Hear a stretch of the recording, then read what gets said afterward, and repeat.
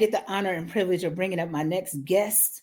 We have Kenneth DuBose Jr. He's been in the firearm industry for over 30 years. He's a husband, he's a father. He's originally from New York City, but currently residing in the South. Kenny, welcome to the Don't Screw Up Your Kids podcast. How are you? I'm doing well. How about yourself?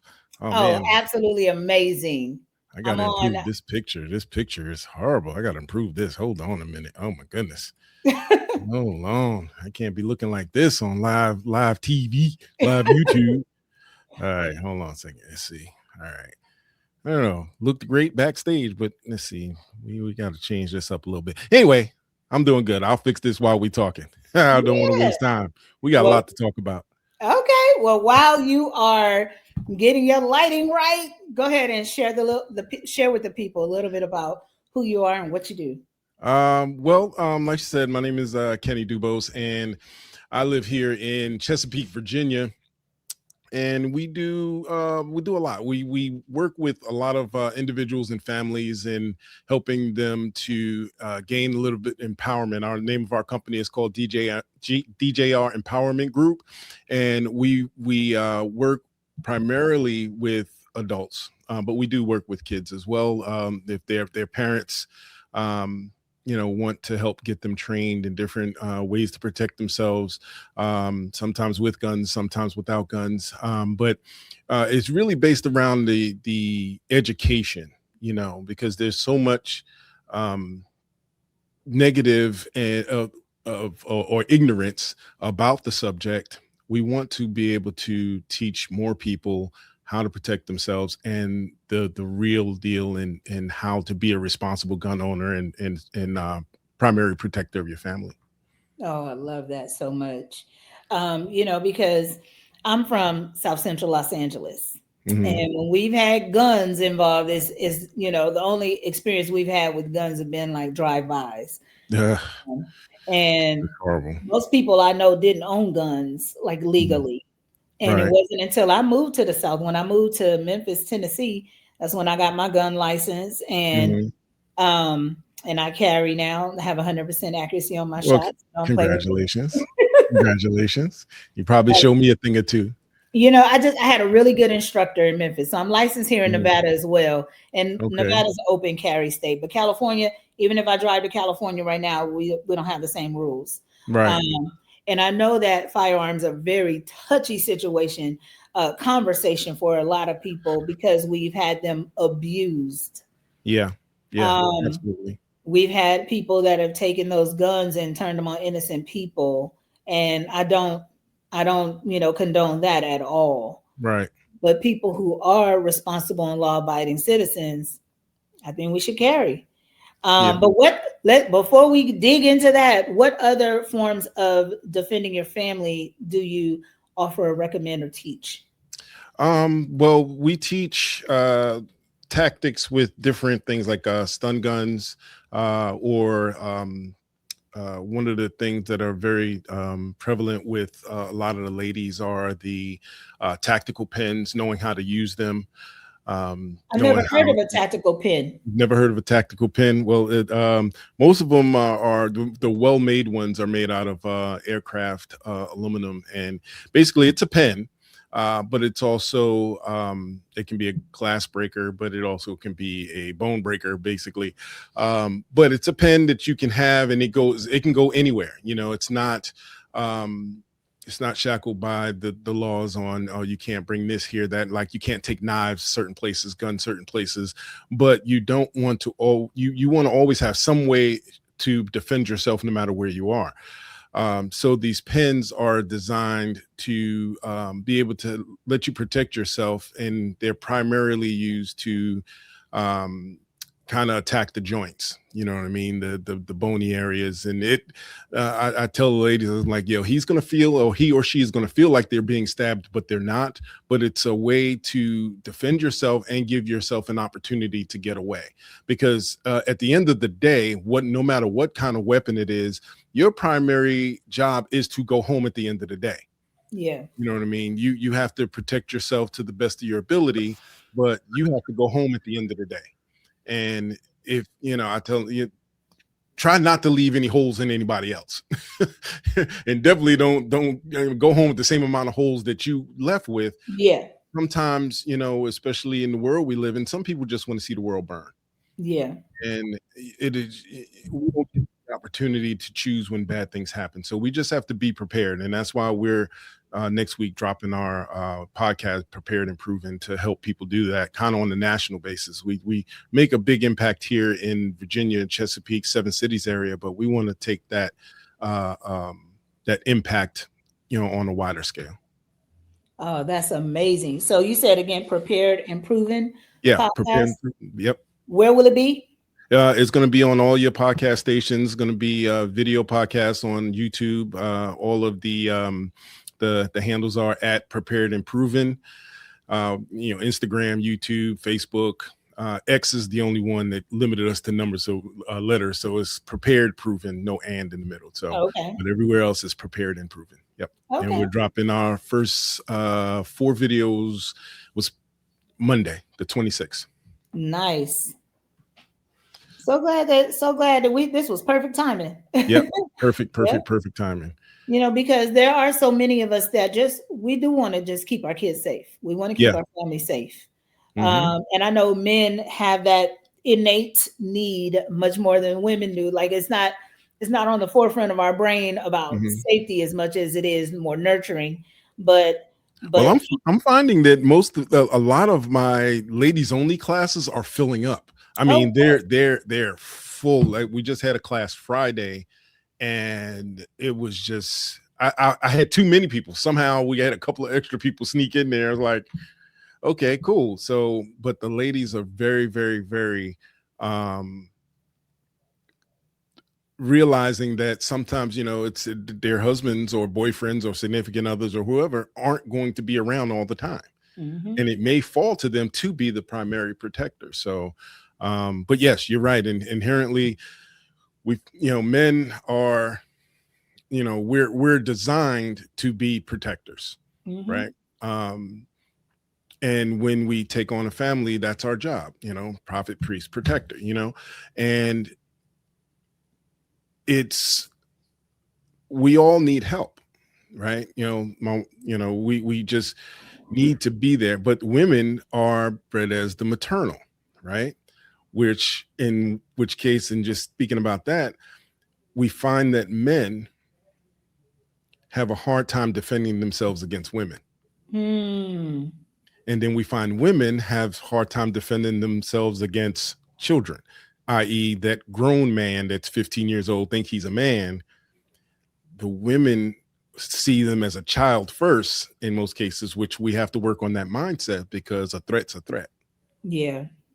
My firearm instructor said exactly that. He said, do not carry a gun unless you're willing to kill a kid. Absolutely. And we all said, what? Absolutely. But he said the people that are breaking into your home, like they're going to look like a grown man. And if you're not going to be okay with shooting them and then seeing that was a 12-year-old, 13-year-old, 15-year-old, just don't carry a gun. Now, don't get me wrong. It's going to be traumatic. Yeah. It's going to be something you'll never forget, but you'll have the opportunity to try and forget it. Yes. Versus not. Yeah. So we do a lot of training, and most of my classes are majority mindset training than anything else. We do a lot of hands-on. We do a lot of one-on-one.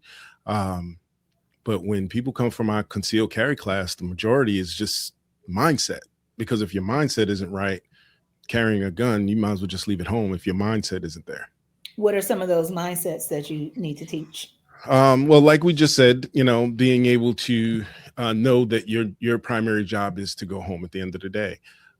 2, if you do have to pull your gun or protect yourself in any way, it doesn't have to be a gun. It could be a knife, could be a bat, could be a stick, could be any type of weapon that you have to resort to using to protect yourself.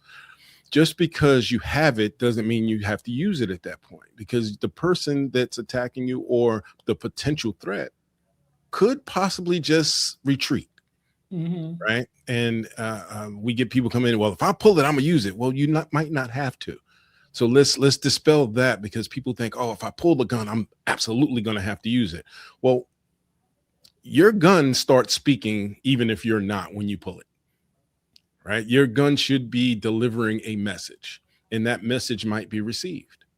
So they might have to leave. So, and then the next mindset, um, just even if you have to use it, being aware of when the threat is done. Um, because we see it all the time. And I'm not saying it's easy.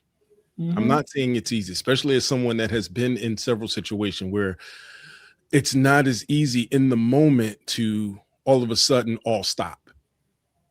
You're defending yourself and the fight's over, and okay, I have to now stop. I.e., I've had to use my firearm and they're shot and they're no longer a threat. To be able to have that mindset, to be in the moment and say, okay, the threat is done. That's probably the hardest thing you'll ever do. And I hope no one ever, ever, ever has to do it. Yeah. But to have, just to know going into that mindset. So those are, four mindsets, being able to use it against anyone if they're a threat to you, being able to decide to avoid the conflict altogether and go home. If you do have to use it, maybe you don't. And then if you do use it, knowing how to stop. That's good. I remember just having a conversation with somebody last night, and I was like, if I pull it, I'm shooting. Yeah. So I'm glad you said that. Yeah. And I did have to pull it out one time and didn't have to shoot it, but I didn't Well, I'm point glad. it. Like if I point it, I'm shooting. Because if there was a guy who followed me home one day because he was mad at a move I made in traffic. I was in an apartment, in a secure apartment complex. There was a security guard at the gate. They opened it up to let me go because I had the parking pass, and he tailgated me in. I pull up to my house. He pulls up next to me, and I was like, I don't recall this car parking right here. We have assigned parking.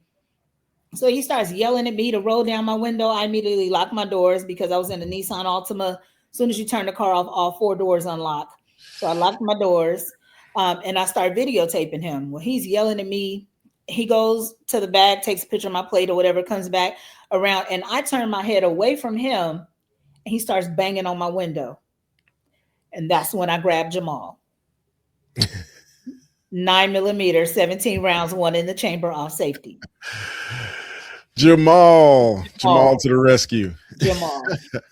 And so when I pulled Jamal, he's like, are you pulling a gun on me? I'm going to call the law on you, lady. And all that's on the video. I don't even remember all of it happening when it happened. I've seen the video enough times though.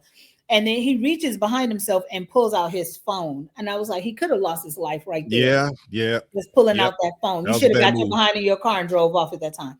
But all my neighbors had come out, and he ended up hopping in his car and driving off.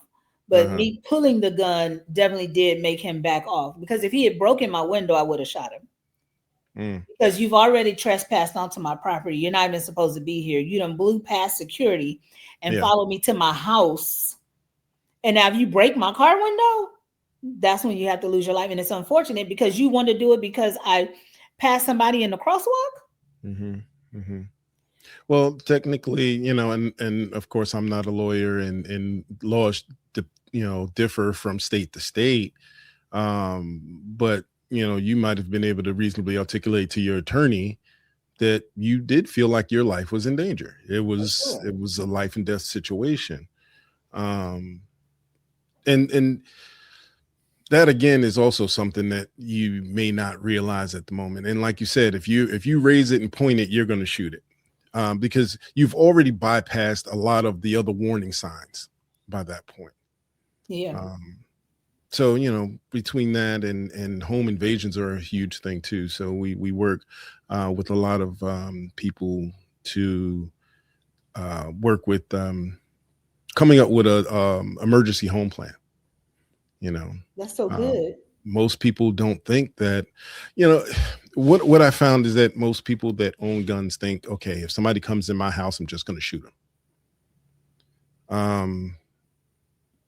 Unless you're in a place where the castle doctrine is part of the law, you still could find yourself in trouble Mm-hmm. if you do that. Now, here in Virginia, there's no duty to retreat. So I don't have to leave my house, right? Somebody comes in my house. I hear him in the house. I don't have to leave my house. But I challenge people, what's in your house that's not replaceable other than another human being? What's in there that's not replaceable? Yeah. Why fight for an inanimate object? Yes, it sucks. Yeah. Yes, they shouldn't be there. They're violating your privacy. They're doing all of that. But is it worth your life? Or So most even people another don't. human being's life. Yeah, on other human Period. beings' life. Now, I would challenge everyone, and do you have an emergency plan if something should happen in your home? Because people come home at the end of the day, and you're supposed to be able to close your door, shut the world out, and breathe. But we know home invasions are a real thing. Yep. Do you have a plan for that? I don't. Can you tell me what should be a part of an emergency plan?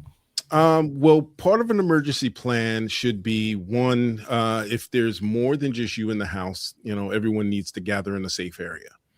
Um, if you don't have to leave your room, let's just say it's just you in the house. Okay. You don't have to leave your room. Call 911 and stay in your room.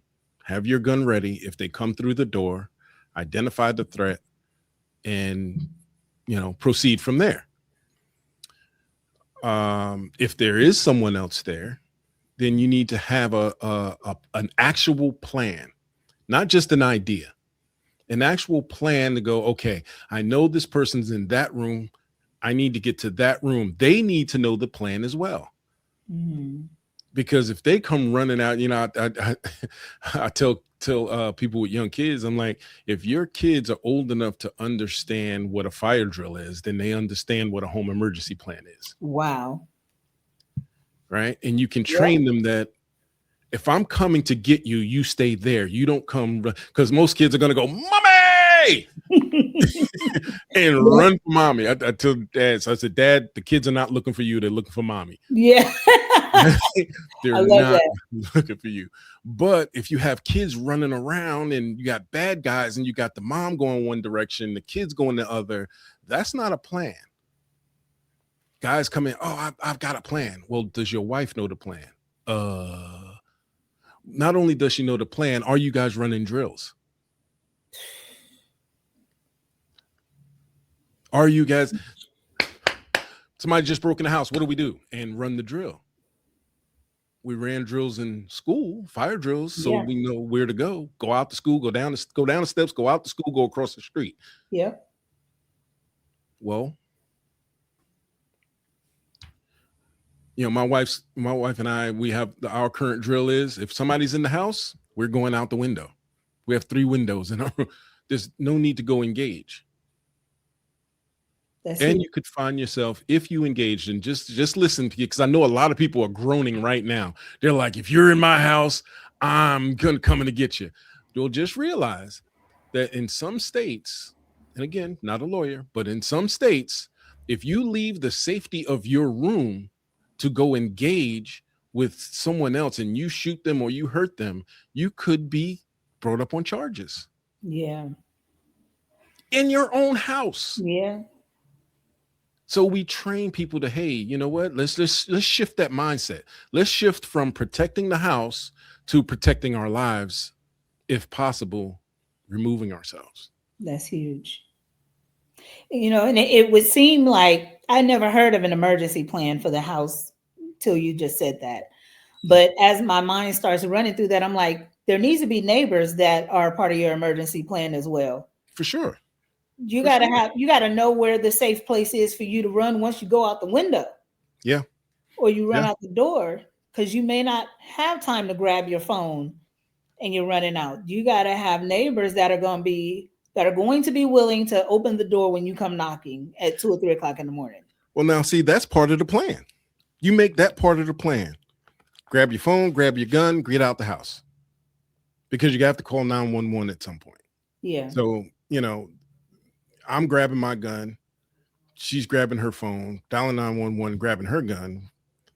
You know what I'm saying? So there's got to be a concrete way to communicate, because you have to take communication with you. And again, this is something that in the moment, just like Mike Tyson said, everybody's got a plan until you get hit in the mouth. Mm-hmm. Is real. It's real. You have to go to trainings, not just run the drill in your house. Go to different trainings. Seek out force on force trainings. There are You said trainings out force there. on force? Force on force training. Yeah.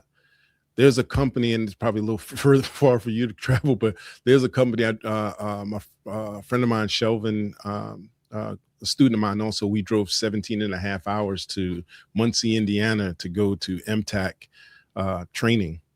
And they have the training we received there was like no other I had been to, because we got to run simulations with non-lethal ammunition and practiced if things should happen. Like if someone runs into the store and decides to rob the store, what are you going to do? If someone tries to carjack you, what are you going to do? Are you going to use your gun? Do you have to use your gun? And these things, you don't know what you're capable of. I tell people all the time, it's like you have no idea what you are capable of, but you also have no idea what you are incapable of until you're put in that moment. And the only way to sort of be put in the moment is to do force on force training. Or either, maybe not force on force. And at the class we went to, they couldn't shoot back at us. But the second one is like, you'll be shot at, they'll shoot at you. So your brain makes it real. Somebody right now is saying, I was still fake. No, the brain makes it real in the moment. I can imagine. There's nothing like seeing a gun pointed at you that can shoot anything. So we're working on getting a franchise with that company to get it here in Virginia. But if you have it in your area, definitely. You don't know what you're capable of until you actually put in that situation. And unfortunately, the only way to do that is in simulations. But we tell parents to practice with their children as well. Now, I have a theory, and I don't know if this is what should be happening, but in my head, this is the way I see it when it comes to kids. I really want my grandkids, I want to teach them gun safety now. My oldest one is 6. I have a 6-year-old grandson, a 3-year-old grandson, a 2-year-old granddaughter, 1.5-year-old granddaughter, and a 8-month-old grandson. I really just want to do this with the oldest one, but I want to teach him gun safety and how to take a gun apart and all that stuff now. And how old is he? 6. Okay. Because what I told my daughter, I said, we're not getting guns for toys. Mm-hmm. I don't want him to have any guns for toys because I don't want him to see guns as something to play with. And in my head, if we teach them all about the gun and safety, and you don't point it at anybody unless your life is in danger, and teach them what that looks like, not you about to get a whooping, but your life is in danger. But I think that if we give him that, you don't have the accidents where you have all these stories where some kid picked up a gun and shot somebody. And I think that part of that is because they've had guns as toys and they're curious about this one, even if it's a real gun. I think that if we take that curiosity away, will it make kids safer with guns? I believe it will make, the question of will it make them safer with guns? That depends. I mean, I hate to say the answer, it depends, because you could teach them the right thing. But one thing we do know is bullying is a real thing, right? So if we teach them the mechanics, we also have to teach them the mindset. We also have to teach them that words don't hurt. We also have to teach them that, that they're unique. And if someone doesn't see their uniqueness, it's okay. But it does make you safer because you teach them the fundamentals. So I look at it like this. if the child, because people ask me all the time, well, how old does my child have to be before I can train them in firearms? And my answer is as soon as they can ask questions. Hmm. As soon as they can ask a question about a gun, or you see them leaning towards gunplay, or because in the society we live in, they're inundated with the John Wicks and the all of the other shoot 'em up movies and stuff, and they look at it as, well, I could just do this and it'd be no problem. But that's a mindset issue. But with training a child to operate a firearm, it takes a level of maturity. And there's no age on maturity, because you could be 12-year-old and immature. You could be 6-year-old and mature. There's plenty of 6, 7, and 8-year-olds that are out there competing Yep. in competitions in shooting, because they're taught and they have to be able to understand. I don't suggest any parent put a live weapon in a 6-year-old's hands, but there are a lot of training pistols out there that you could teach them with. Okay. Teach them the fundamental, a lot of programs out there that you can go online and teach them different things. And once they get to an age where you think they can handle seeing the damage guns can do, right? We don't want to traumatize the kids, but they need to know what their actions. Huh? What age do you recommend that? Again, it comes down to maturity.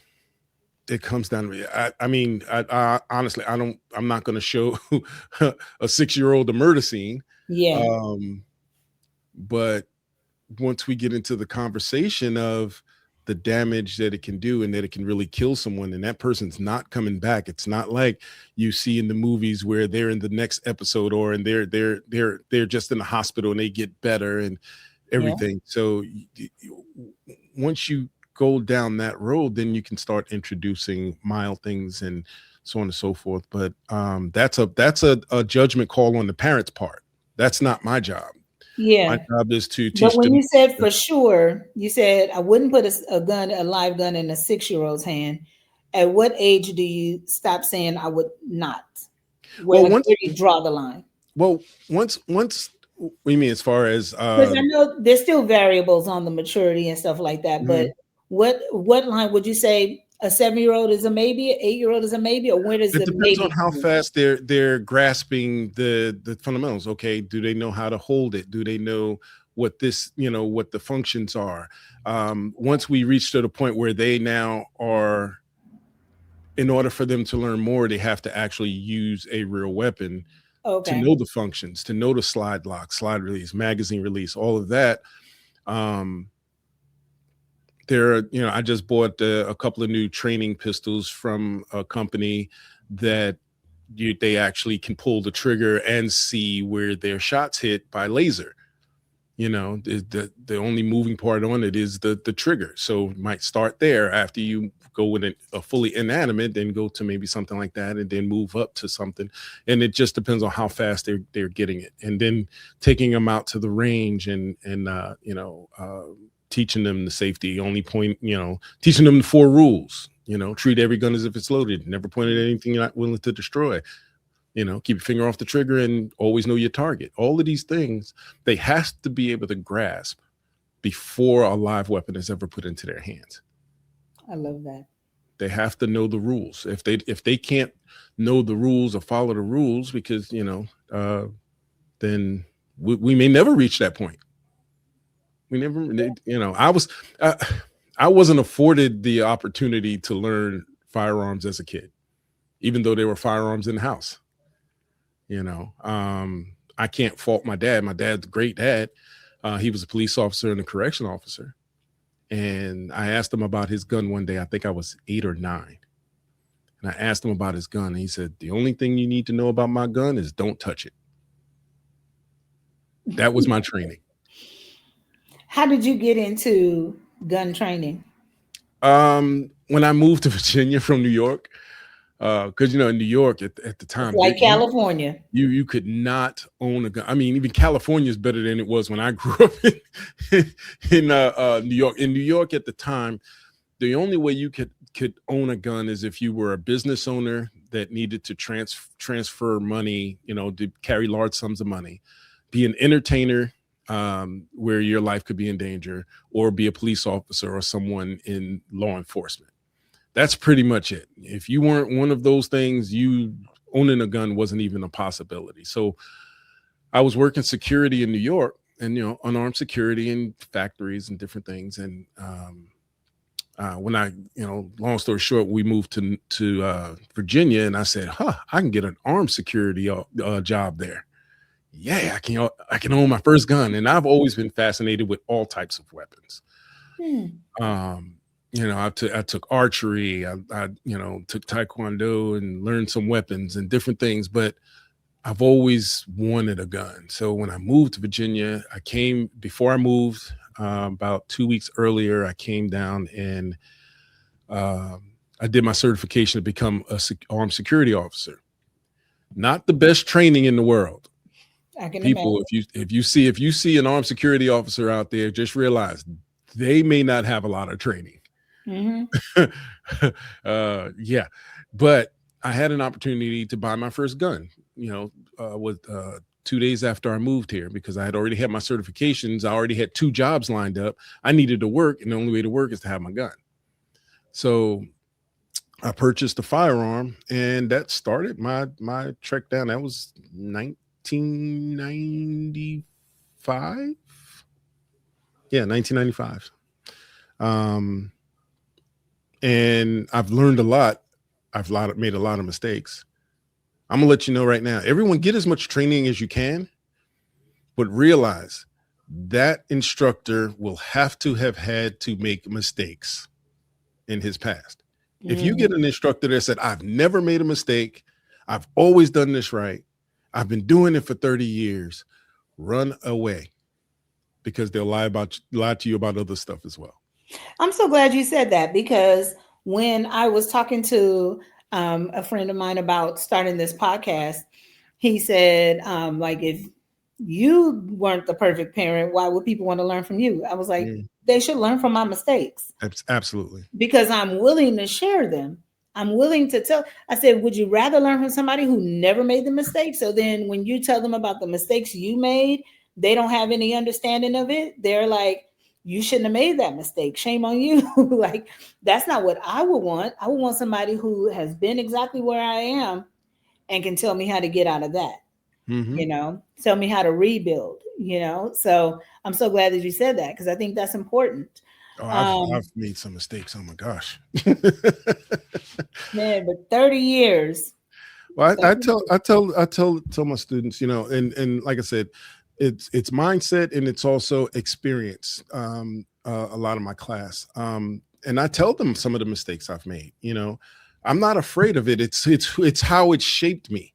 It's how I've learned some things, and hopefully I can teach it to them so they don't have to go through the trauma of having a negligent discharge. Having almost killed your neighbor that lived underneath you because you fired through the floor. Wow. Having been shot because I let my ego take over and went to a gunfight. And all of these things, because especially the guy, I tell the guys, if you're going to carry a gun, take your ego off and leave it home, because it can kill you or get you in trouble. Yeah. And I almost died. 1990 and 2007. Yeah. Wow. But I've learned from it, and hopefully my experiences people will learn from. Yeah. There was a guy some years ago in Florida who killed, it was an older white man who killed this black man because the black man's girlfriend parked in the handicap spot. And the old white man that comes yelling at him, and then like punches, he like hit or something. The black guy, is he's yelling at them about them parking in the handicap spot. He hit the black guy. The black guy pushed him down. He pulls out his gun, shoots him, and kills him. Now, I happen to know that that guy would never have put hands on the white guy would have never put hands on the black guy if he didn't have the gun. Mm-hmm. Yeah. So he had that security in knowing I have this gun Yeah. that I can shoot him. So I'm gonna go ahead and put my hands on him and see what happens. Mm-hmm. You Did know, he go to and jail? no, They didn't arrest him? no. They said it was self-defense, you know, and I'm like, but here in Nevada, you cannot call self-defense if you started it, Right. even if it wasn't violent when you started it. So Right. he started it by talking to them about why you parked in this handicap spot. You started it when you put your hands on this guy first. Then he Mm-hmm. pushed you down. He accelerated it, but still, Yeah, you the laws in started. Nevada are the same as they are here. So Yeah, yeah. yeah, you And can't. that's crazy, isn't it? Yeah, it is. It's crazy. And it's so important that people learn the rules. And I remember telling my daughter that I'm like, she had a gun, and yes, we're in an open carry state, and you don't have to have a license. I said, but you need to take a class and get licensed because you just need to know what you can and cannot do before the situation arises. You have to know Mm-hmm. it. Even though I was licensed in Tennessee, I still got licensed here in Nevada because I want to know the laws here. Mm-hmm. Because I don't want any problems. I'm not trying to do any time in jail. Um, Yeah. but I remember my daughter was celebrating her birthday and went to one of the casinos out here. And I had told her that it's open carry, but if you conceal, it's a felony. Mm-hmm. So if you have the gun on your hip and it's visible, that's fine. If you put your jacket on and it covers it, that's a felony out here in Vegas. Mm-hmm. So she puts her gun on her hip and goes in the casino. Yeah, that's one of them places you can't take your gun. So security is like, what are you doing? Like, you got to take that gun. She was like, but it's not concealed, right? So I'm like, but you can't carry the gun in the casino though. Why? So why? Why? Because they're afraid people gonna rob the casino. Okay. And in Um, any other places where they have signs posted saying no guns. So there's some restaurants I go to, they'll have signs out that say no guns. Where was I yesterday? I don't know, some doctor's offices, different places that you'll drive by, you'll see the signs outside that say no mhm. guns. If they have a sign, you can't come in with a gun. But the Oh, is casinos, that how that's how it is in Nevada? yeah. Uh, And so he was, here in Virginia, it's not against the law to conceal carry in a store that has a sign. mm, Now, open carry, whole nother subject, but conceal carry, you got to realize, and people, please, please, please, if you're listening to the sound of my voice, check the laws where you live. I am speaking specifically on Virginia right now. Those signs have no force of law, meaning if I go into any store that has that sign, if it's not a prohibited location here in Virginia, it's not against the law.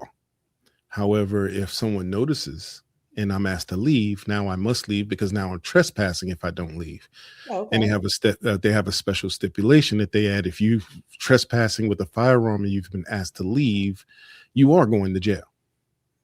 But it's not just because you walked in there doesn't mean you broke the law. Okay. Now, they're here in Virginia. They just actually proposed a bill that are making certain places. They're trying and I'm paraphrasing here. They're trying to make all buildings that are owned or leased by the Commonwealth of Virginia gun-free zones. Okay. And there are a lot of buildings that you don't know that are owned by the Commonwealth or state that you live in. Mm-hmm. That would make a lot. I mean, it might be the Dunkin' Donuts. It might be owned by the Commonwealth and leased by Dunkin' Donuts, so now you're telling me I can't walk in Dunkin' Donuts and grab me a coffee and Yeah, that's huge. donut? Does it look like it's gonna pass? Well, it just hit. I hope it doesn't. I mean, I don't I'd be surprised if it did because so we many just got people a don't new do that. governor and she's already signed 20 executive orders. So we don't I know. We got remember our hearing fingers about crossed that. until July 1st and see. I remember hearing about your governor's race. Yeah. Yep. So I just heard this morning, and I looked right through them, and luckily none of them are involving gun laws or anything yet. But there's a lot of gun laws that are on the table. Some of them are going to get through. Um, we just hope that people are still able to protect themselves. And I'm encouraging everyone within the sound of my voice, if you're able to, if you're not a prohibited person, exercise your Second Amendment right. Whether you decide you're going to use it, because you might get your concealed carry permit and decide you don't want to carry, and that's okay, right? It's up to you what you do. Yeah. Right. However, I will say this: get the permit, because if you need it, you don't have to wait to get it. You already have it. Yep. My daddy Two, always says, better to have it and not need it than to need it and not have it. have it. Absolutely. And two, train. You've got to train. You can't just get a gun, put it on a shelf, or any weapon. I don't want to just stick this just on guns. It's any weapon. It could be a knife. It could be whatever you decide, a stun gun or whatever. You have to learn how to use it if you expect it to be effective. Yeah. Master it. You can't expect that, in the moment I'm going to learn how to do it. That's like saying in the moment I'm going to learn karate because I have to now fight Jet Li. Yeah, never. I'm going to automatically know how to box because now Mike Tyson is in front of me. How does that make sense? Crazy. You have to train. And it is a perishable skill, so you have to stay training. It's something that you have to do. And you may not like it, and that's okay too. If you don't like it, at least you said, I exercised my right. Yep. And I'm choosing not to use my right at this moment. Yep. So hopefully. Now, one of my first instructor in Memphis, he taught us, he said, don't let this class to get your license, don't let this be the last class you take. He said, most people, that's the only class they take. But he told us, he said, you need to take tactical classes. He told us not to clear your house if you hear a noise, exactly what you were saying, like lock yourself in your room, call 911. He didn't tell us go out the window, but he said, lock yourself in your room, call 911, have your gun ready, but don't go out and try to, I heard a noise, I'm gonna go. You see people get disarmed all the time. Mm-hmm.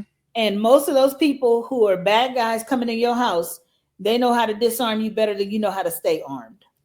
Well, people think that one person's going to come in the house. Yeah. Yeah. I'm going to go get them. Well, it's 6 of them. Now what? And I haven't been trained on that. Yeah. They're not going to stand in the line and let you shoot them. They're not going to stand in the line and let you shoot them. Yeah. One by one. You also need to learn how to move and shoot too. Yeah. You can't do that on an indoor range. Listen, I was on a cruise ship. And they had a like simulation, simulated clay duck thing hunting. And I had a rifle. I got like 0 out of 13 every time it was my turn. 0 out of 13. I cannot shoot a rifle, number one, but then also with the duck moving, I couldn't do it. I'll come out to Nevada and I'll teach you. Thank you. I might be on your side of the country too. But then there was some other guys that were in line with me. They different demographic, and they were killing it. They were 100%. And I was like, it was this one guy and his son, and he said, I'm a veteran. I don't need to do this shooting. I got in line so my son could get 2 turns. And his son got 2 turns. And he had it where they shot off two of the clay pigeons, birds, or whatever at the same time.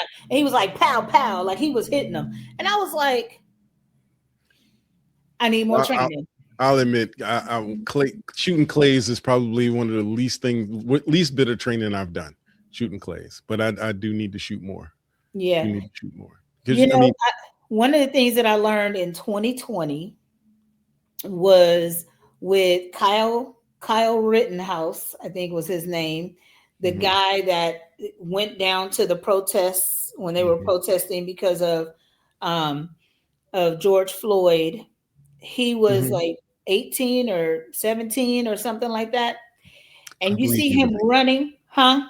I believe he was 18, but I could be wrong. He was running, fell, tumbled, and from his back shot and killed two people and hit a third person. Mm-hmm. And I said, I need some more classes. I need to be able to tumble.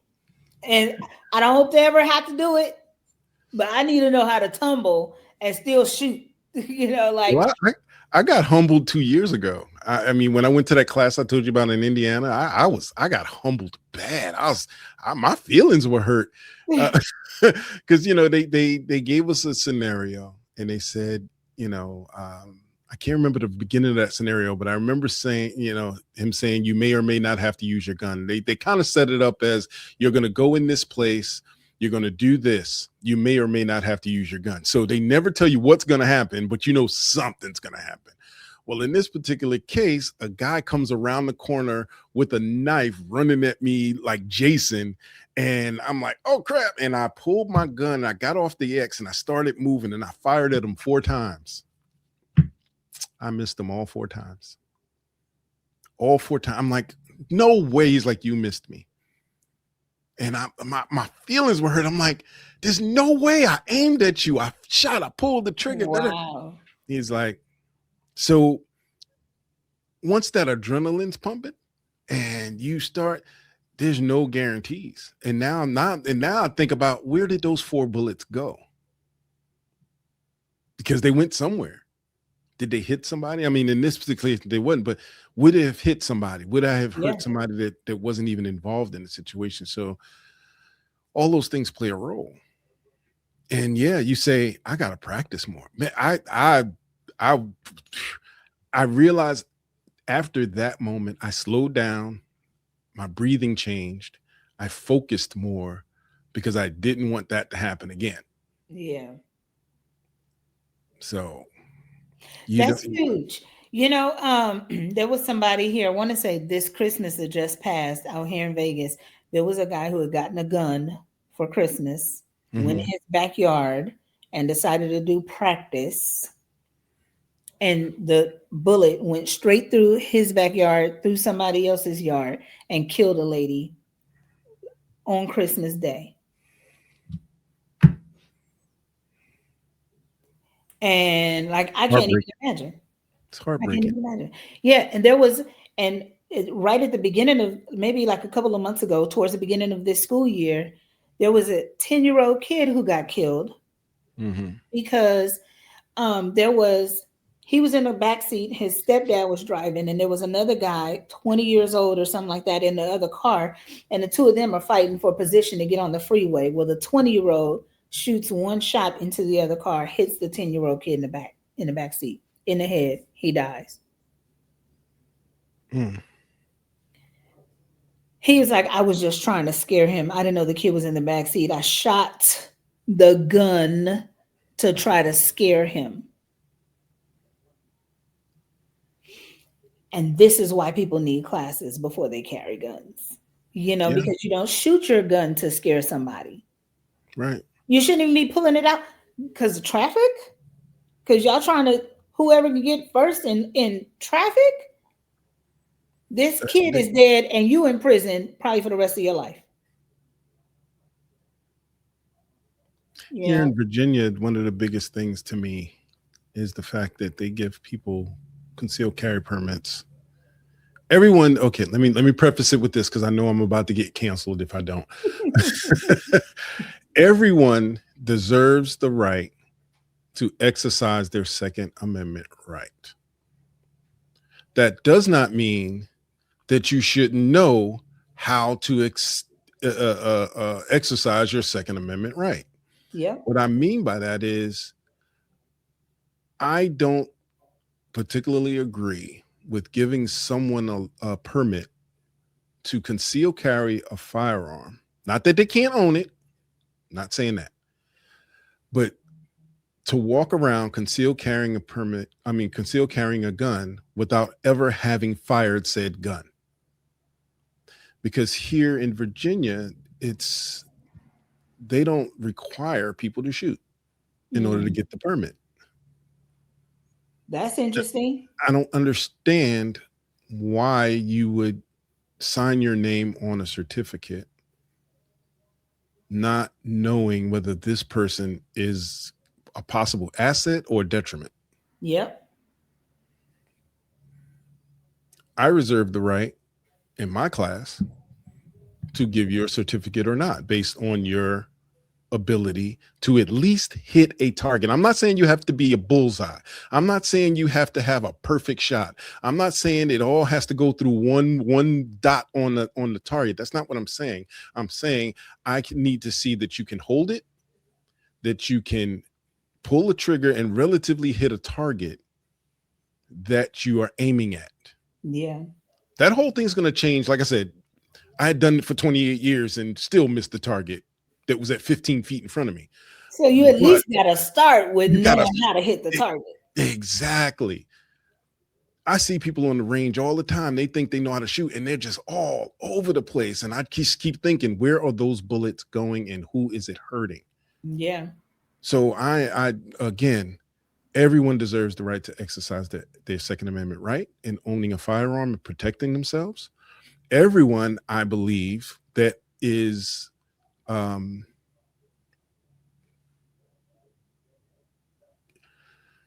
everyone that has the capacity to learn and use said firearm should be afforded the right to do so. But I reserve the right to sign my name on something allowing you to conceal carry. Because otherwise you would be in a lawsuit. People will be suing you because you signed off on their ability to use a gun, and they don't realize that can roll all the way back. They do something stupid with their gun, they can roll all the way back to me. Yep. Now, will it? Chances are slim, but can it? Yeah. Where you get somebody really dedicated to? Oh, he signed. He let last year he signed 450. Not even that. What was it? How many came through my class last year? Probably close to 1,500 came through my class last year. Oh, we want to shut him down, so let's go after him. Yeah.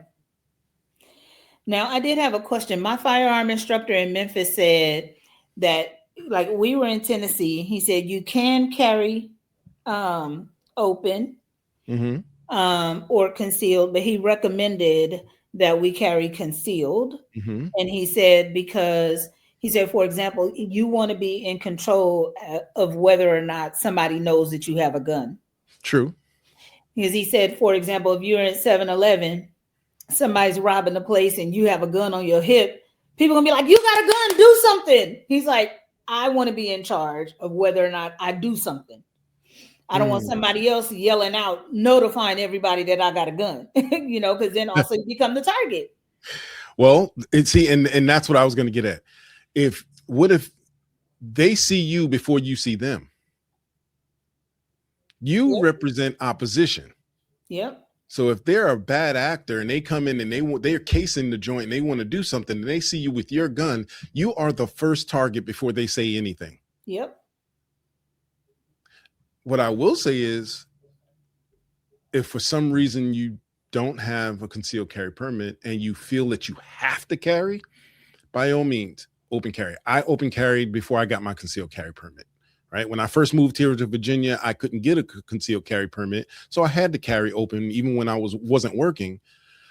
But the minute I could, I got it because you want to be the element of surprise. Yep. You absolutely want to be the element. You don't want anyone to know you have a gun until you decide, like you said, till you decide you're going to use it. Yep. Because if you're out to eat and somebody walks in the door and goes, everybody on the ground, you don't want that person, like you said, next to you going, hey, you got a gun, you do something. Yeah. Shut up. Yeah. Yeah. Because I might not be ready. It might not be the opportune time. Yep. To use the gun. You might not have the opportune time. Yep. In fact, what did I say earlier? It is not your job to protect everybody. And it's your job to go home with the same amount of holes in you that you left with. Yep. So now, personally, if I got to get out, I'm getting out. Yeah. I'll call 911 when I'm out. I'm not a police officer. Yeah. I'm not an officer of the law of any kind. I don't have a shield, and my gun is not affixed for their bad behavior. And you're not here to protect and serve. I am not. I am not. The only people I protect and serve is myself and whoever might be with me at the moment. Yeah. Now, I will say this, and my wife hates this. Everybody pretty much hates this about me. It is hard for me to see people getting hurt or hear people getting hurt and do nothing. Yeah. It is my dad raised me as a protector. It's one of the reasons I ended up in the hospital for 27 days. I've got a handle on it, on who gets that opportunity. But prime example, and I know we're almost at time, but few years back in Walmart, right here where I live, a manager was at work at Walmart, and I don't know what kind of mental issues he had going on or what happened in this day, but he just decided, I'm just going to go in the break room and start killing everybody. He went in the break room of the Walmart while he was working and just started shooting everybody that was in the break room. And I mean, they shut that Walmart down for like 2 years, but luckily there was a couple of police officers that were close by, came in and took care of it. But my daughter asked me, Dad, if you were in there, what would you have done? And I said, well, She knows what you would have done. Yeah. Well, I gave her two scenarios. I said, if you're with me, we're going out because you're my primary responsibility. We're going outside and we're calling the cops. If I'm in there by myself and I can hear the gunshots and I can hear the people screaming, I'm already figuring out a way to get in that room. Just because it's just, I don't know, it's just a switch that goes off. But if I can't get in that room safely, I can't. I'm not kicking in the door going, what's going on here? No, because now I'm dead. Yeah. Right. So there's always a level. And then there's, guys, just those of you that are listening right now and they're saying, yep, that's me. I'm going to make sure it happen. Realize in the moment, you feel like you're making a difference, right? Some people have a hero. I don't have a hero complex. I just know my limitations. Mm-hmm. But when the police show up, realize you may be seen as the bad guy. Yep. Because all they see is a person with a gun. Yep. So really, the first thing you should do is call 911 and wait for police. I just know I have my limitations on hearing people getting hurt. Yep. So it is, again, it's not your job. It's not your job to do anything other than be a good human and call 911. Yep. I don't want to get involved. I want to mind my business. Well, what would you want somebody to do for you or your loved one? Yep. Would you want everybody to just mind their business? Yeah. You do realize it's not illegal to hang up on 911 once you call it in, right? Yeah. I had to call 911 because there was a couple walking down the street and looked like he was going to beat her up. I called 911. They said, Can we get your information? I said, I don't want to give my information. Yeah. This is the street. I don't know these people. They happen to be walking down this street. This is where they are. Send the police. And keep it pushing. And I was gone. I was driving off when I saw it happening. But yeah. I'm out of here. I'm not giving you my contact info, but send the police. Yeah. Did they call you back after you hung up? No, they didn't. Oh, shoot. Mm-hmm. I've called 911, say, hey, there's an accident over here. Da, da, da. All right. Yeah. Bye. Yeah. Click. And they call right back. Yeah. But because I specifically told her I'm not giving my info, is what it is. But if you hang up, they will call you back. But it is 1:01 over here on the West Coast. Thank you so much. Yeah. We got to roll. This time with me. Man, that time flew. Yes, it did. Yes, it did. Tell people again where they can find you and your podcast dropping next Monday. Next Monday, the 26th, it's going to drop. It's called Prepared and Proven. We can be found on all of the social media except X. X is Prepared Proven. All the others is Prepared and Proven, A-N-D. Prepared, A-N-D, Proven. On Instagram, Threads, YouTube, Facebook. And also go over to my website, preparedandproven.com. Everyone that goes and subscribes will get my Home Defender 101 ebook. Nice. So you'll be able to defend your home. The primary the one thing you want to do is keep the bad guys out. In Yep. Home Defender 101, I give you all the resources to keep people out versus reacting once they're already in. So go over to preparedandproven.com, subscribe to the website, and everyone that subscribes, drop Kalisha's name, and I'll make sure you get that in your email. All right. Thank you. You're welcome. Have a good All one. right. Thank you very much for having me. Yes, my All right. pleasure.